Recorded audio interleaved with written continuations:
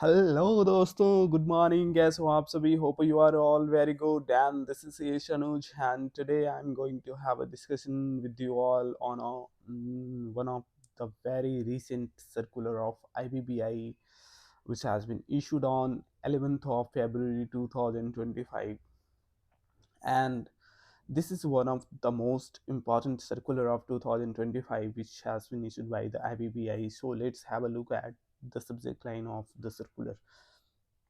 First of all, before moving ahead, so you can check out on the my screen intimation to the board on appointment of insolvency professional under various process under the code, right? This is subject line: intimation to the board on the appointment of insolvency professional under various process under the IBC, right? And this is the circular number IBBI L/LIQ/82 2025. So before moving ahead, I would like to have some small discussion, uh, so we can have a framework and a background behind issuance of this circular, है ना? तो उसको हम लोग करते हैं। जैसे कि आप लोग को मैं पहले बताना चाहूँगा, some of you all having idea about कि एक इंसॉल्वेंसी प्रोफेशनल जो आईपी होता है उसकी अलग अलग कैपेसिटी में अपॉइंटमेंट होती है आईबीसी के अंदर, है ना? तो किस किस कैपेसिटी में अपॉइंटमेंट हो सकती है, मैं उसके ऊपर थोड़ा सा बात करूँगा शो कि हमारे को क्लैरिटी मिले। फर्स्ट ऑफ ऑल हम लोग यहाँ पे आईपी देखेंगे। IP stands for insolvency professional, right? And एक इंसॉल्वेंसी प्रोफेशनल्स की जो अपॉइंटमेंट होती है इंसॉल्वेंसी एंड बैंक्रप्सी कोड में, वो उनको या तो आईआरपी बनाया अपॉइंट किया जाता है किसी भी कंपनी की, है ना, जिसकी सीआरपी इनिशिएट हुई है। क्या बनाया जाएगा? IRP, interim resolution professional, right? IRP stands for interim resolution professional, right? Second, RP बनाया जा सकता है। RP stands for resolution professionals.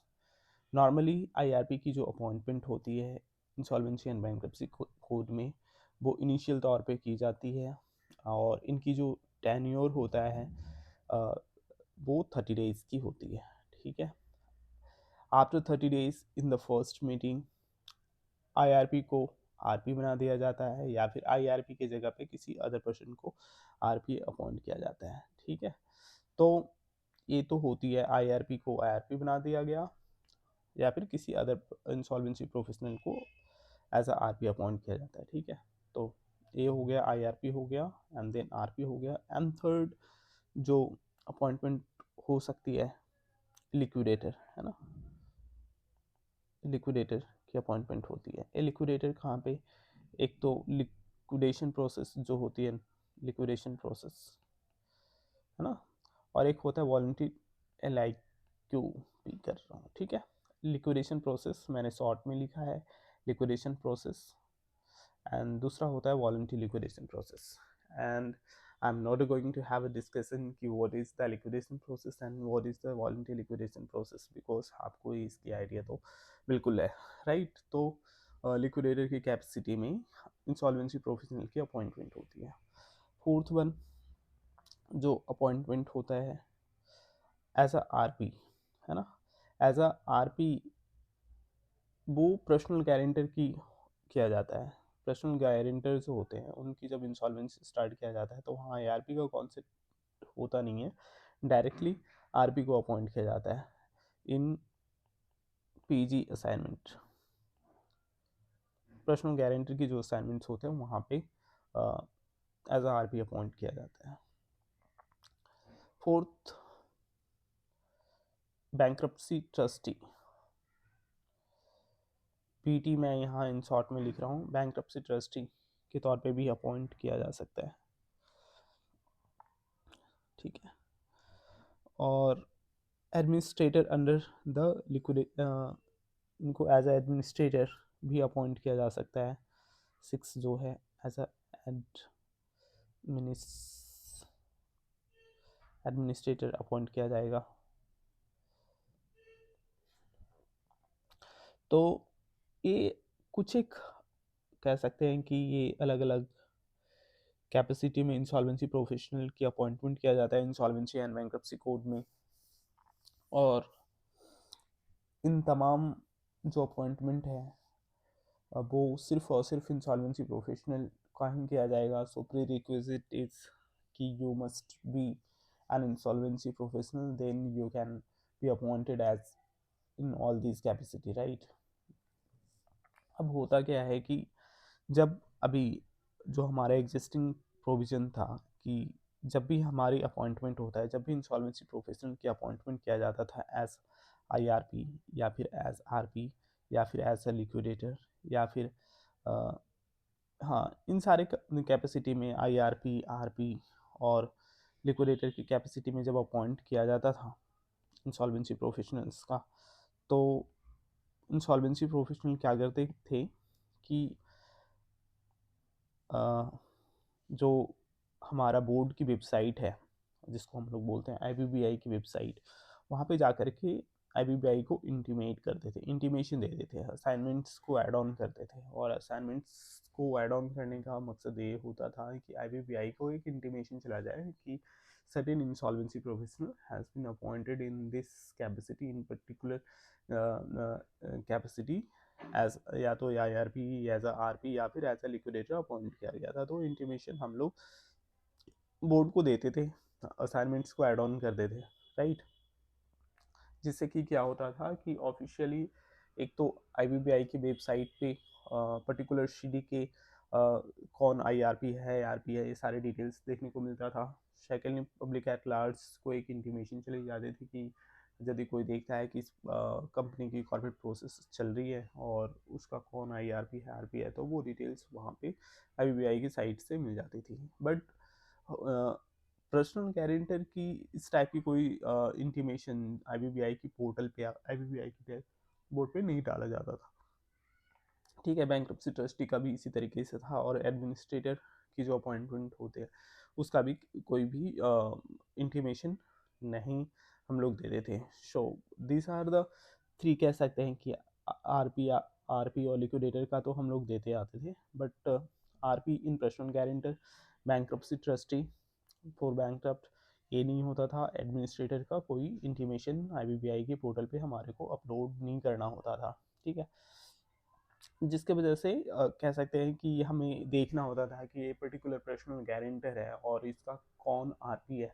तो इसका सिंपली एक ही तरीका हो सकता था कि you have to just check out the order in which the insolvency process commenced for the personal guarantor. But now what will happen ki once the insolvency process has got started of the personal guarantor and instantly जो normal in cases में IRP, RP और liquidator के cases में हमारे को within 3 days from the date of appointment we need to just give the details, हमारे को IP1 file करना होता है।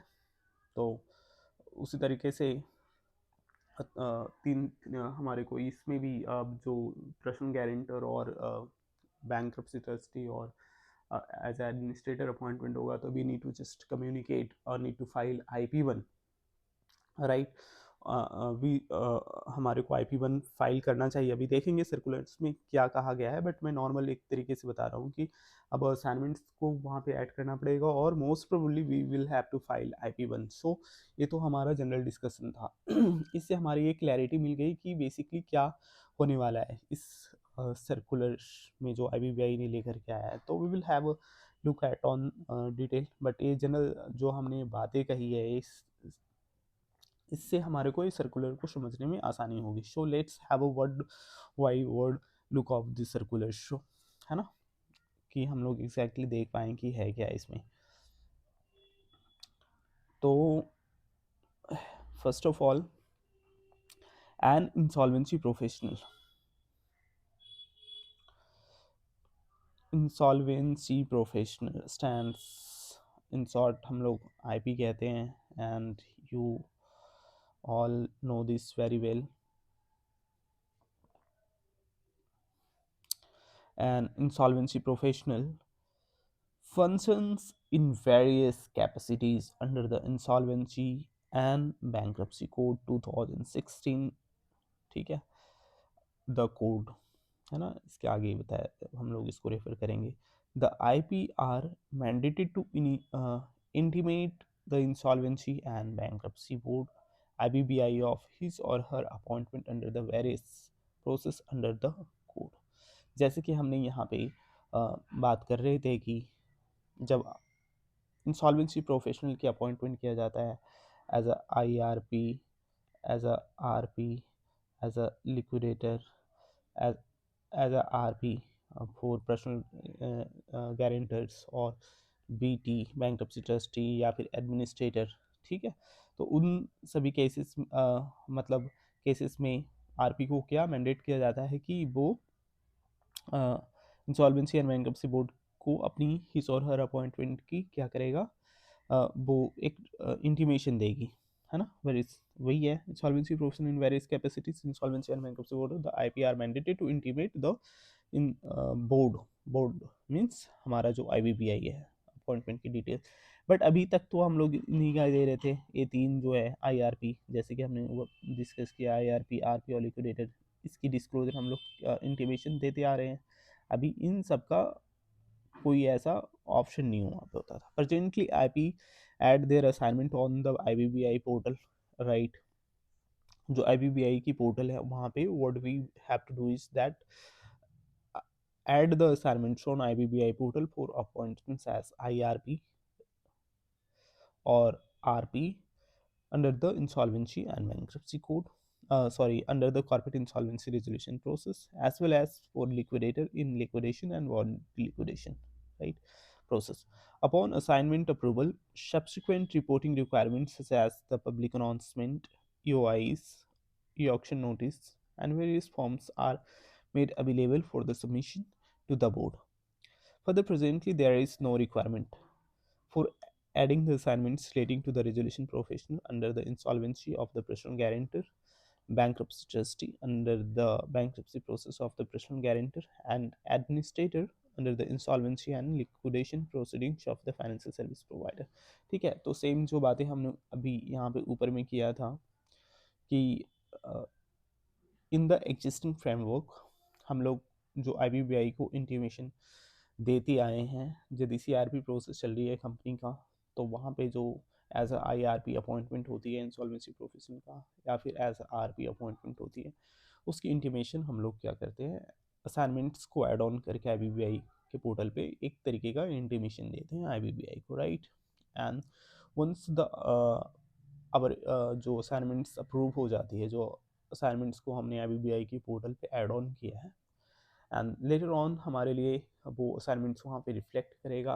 And time to time as we know कि in in C R P process they are the certain other forms which is required to be submitted on the portal of the IBBI, जैसे कि हमारा CRP form 1 हो गया, CRP form 2 हो गया, CRP form 3 हो गया, CRP फॉर्म 4 हो गया, 5 हो गया, 6 हो गया, 7 हो गया. So these are the various forms which uh, is required to be submitted on time to time and upon occurring of the certain events on the portal of the IBBI. ठीक है, इसी तरीके से जब लिक्विडेशन प्रोसेस की बात करते हैं तो वंस द अपॉइंटमेंट लिक्विडेटर की अपॉइंटमेंट होता है तो we need to add on the assignments. And assignments add on करने के बाद टाइम टू टाइम हमारे को अलग अलग फॉर्म्स को फाइल करना होता है, जैसे कि हमने पब्लिक अनाउंसमेंट दिया, ई ऑक्शन किया, तो ई ऑक्शन की डिटेल्स है ना हमारे को आई के पोर्टल पे सबमिट करना होता है. तो ये ऑप्शन इनवाइट कर रहे हैं, उसके भी डिटेल्स हमारे को आई के पोर्टल पे सबमिट करना है. तो on time to time they are the certain forms under the liquidation process as well which insolvency professional is supposed to submit, right. तो हमारा ये एग्जिस्टिंग फ्रेमवर्क है. But currently, in the existing framework, there is no such provision that the insolvency professional shall intimate by adding the assignment for the personal insolvency resolution process of the personal guarantor or the bankruptcy trustee of the financial service provider. But in this amendment जो IBBI के amendment लाया गया है 11 फरवरी 2025, इस amendment के तहत ये mandatorily instruct किया जा रहा है इंसॉल्वेंसी प्रोफेशनल्स को कि आपकी appointment as a RP for the personal guarantors और as a bankruptcy trustee appoint किया जाता है ऑफ द बैंक्रप्ट, या फिर एज अ एडमिनिस्ट्रेटर, ठीक है, आपकी अपॉइंटमेंट की जाती है, तो आप उसका भी इंटीमेशन IBBI के पोर्टल पे जा करके अपलोड करेंगे। ये चीज़ हमारा वो कंप्लीट होता है, क्योंकि हम लोग ये चीज़ फॉलो कर रहे थे CRP एंड लिक्विडेशन प्रोसेस में फॉलो कर रहे थे पर्सनल गारंटर और इसके जो insolvency resolution process and liquidation proceedings financial service provider के केस में नहीं था, तो उसको भी ऐड ऑन कर दिया गया। तो this is the second amendment and I hope कि this is very much clear और इसमें ज़्यादा कुछ टेक्निकलिटीज़ नहीं है। जो लोग इस कंप्लाइंस को कर रहे हैं उनके लिए तो ये बहुत ही आसान होगा, और जो नहीं जिनको नहीं पता है तो वो अपने लॉगिन क्रेडेंशियल के थ्रू इस कंप्लाइंस को कर पाएंगे, राइट। थर्ड जो इसमें मेजर अमेंडमेंट है वो है क्या कि to streamline the this process and ensure through record keeping, the board has refined the assignment module. While most IPs already update their assignment upon the appointment, and this directive formalizes formalize the practice to reduce the compliance burden and minimize delays, right। तो वही है इसमें कि ये जो circular है वो process को क्या करेगा, स्ट्रीमलाइन कर देगा and ensure through record keeping, बिल्कुल जी, कि कंप्लीट रिकॉर्ड्स आपको मिल पाएगा। जैसे कि कोई भी व्यक्ति आज के समय पे क्या है कि आपको ये चेकआउट करना है कि किस कंपनी की CRP प्रोसेस चल रही है, तो what you have to do is that directly visit on the website of IBBI, and on the website you have to just check out the corporate process.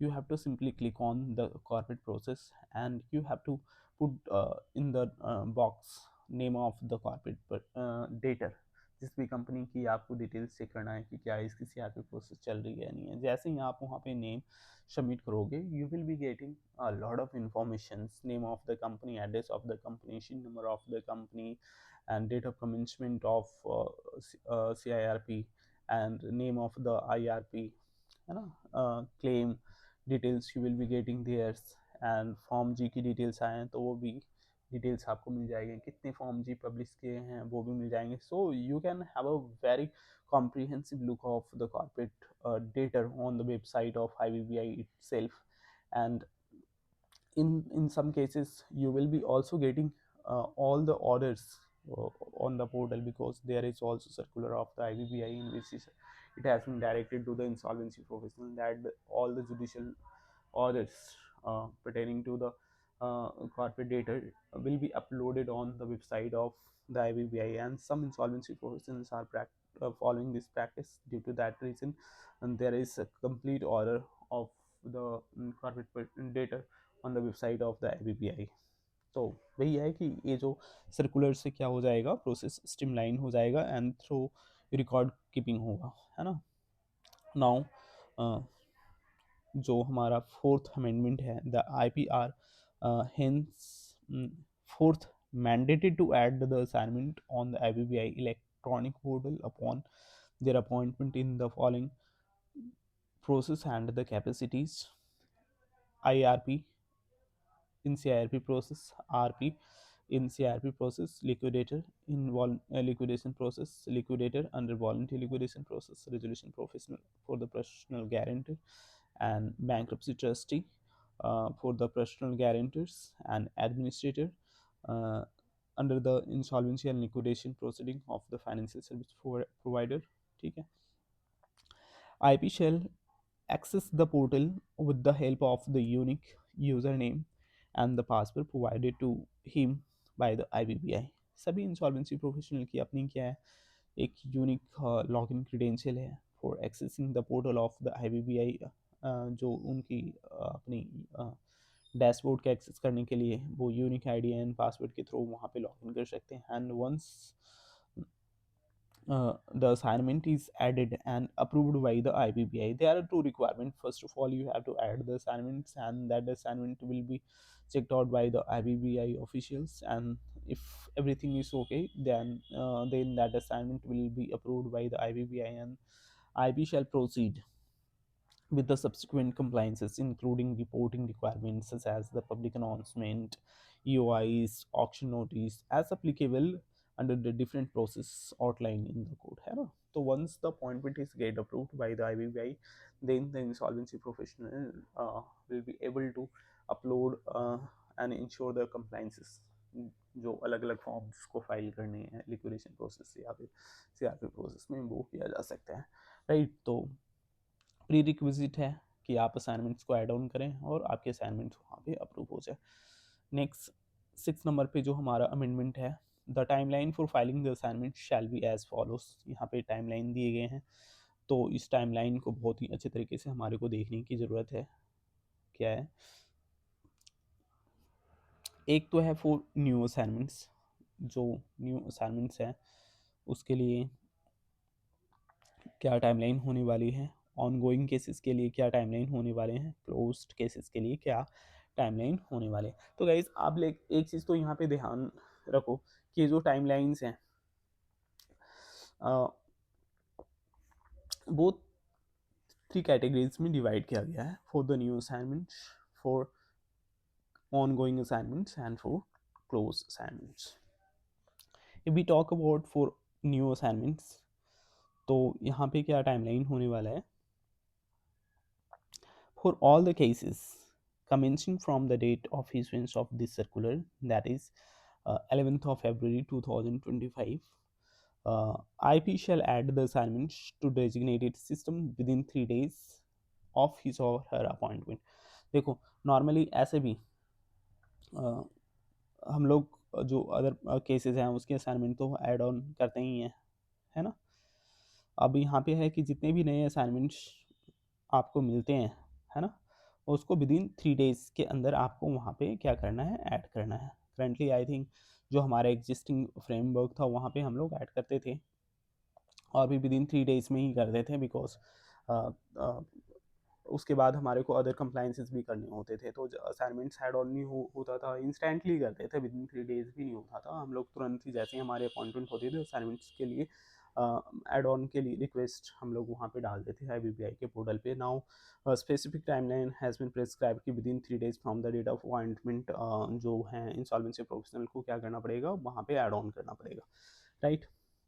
Now for the ongoing cases, for all ongoing cases initiated before the issuance of this circular, जिसकी या तो CRP process या फिर liquidation process या फिर voluntary liquidation process या फिर personal insolvency, जो पर्सनल गारंटर की इंसॉल्वेंसी चल रहा है या बैंकरप्सी चल रहा है, तो उन तमाम केसेस में क्या करना है, 28th of February is the last date by which insolvency professional is required to add the assignments. अब देखो यहाँ पे एक चीज़ आप ध्यान देने वाली बात ये है कि यदि किसी भी कंपनी की CRP चल रही है, लिक्विडेशन चल रही है या फिर वॉलंटरी लिक्विडेशन चल रही है, तो ये असाइनमेंट्स ऑलरेडी IBBI पोर्टल पे इंसॉल्वेंसी प्रोफेशनल ने ऐड ऑन कर रखा होगा. किसका नहीं किया होगा, तो पर्सनल गारंटर की इंसॉल्वेंसी चल रही है उसकी नहीं होगी.